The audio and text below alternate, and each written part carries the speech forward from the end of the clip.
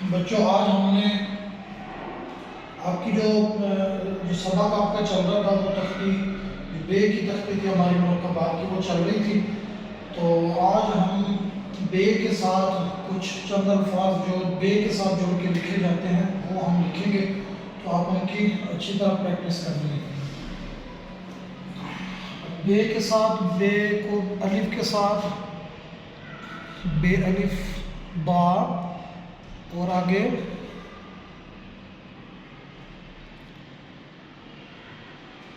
बात। ठीक है, अब इसके साथ पे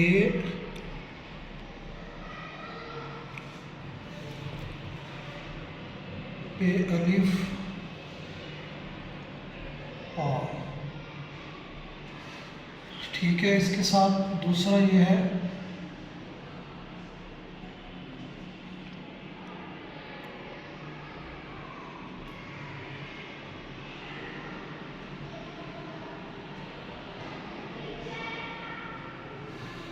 ठीक है, बे को जीम के साथ यूं,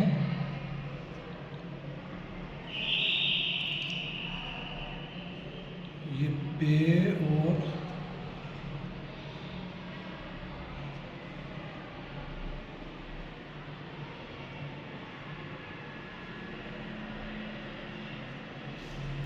ठीक है बच्चों। अब ये है कि अब इस लफ्ज़ को आपने ये गोल करना है, आपने इसको ऐसे करके नहीं बनाना। ठीक है, अक्सर बच्चे ऐसे कर देते हैं, बड़ा कर देते हैं ये वाला। अब ये जो चीज़ है इसको ये ऐसे करके आपने नहीं बनाना, ये ऐसे ही। ठीक है ना। अब आपने और दूसरा ये बे का जो ऊपर वाला हिस्सा है ये वाला, जब आपने ये बनाना है तो आपने ये चीज़ बनानी। ठीक है, कलम को थोड़ा सा आपने तिरछा रखना है, उसके बाद फिर ये और ये, बल्कि मैंने आपको समझाया भी है लफ्ज़ यहाँ से बे को जीम के साथ ये ऐसे, तो इसी से आप इसको ऊपर बना दें तो ये बे और खे का वो जो लफ्ज़ जुड़ने वाला। और ये जो बे का हिस्सा है ये छोटी जे का, ये आपने इधर से ले जाना है। ठीक है, यहाँ से ये आएगा, यहाँ से हल्का सा आपने ये कर्व देना है।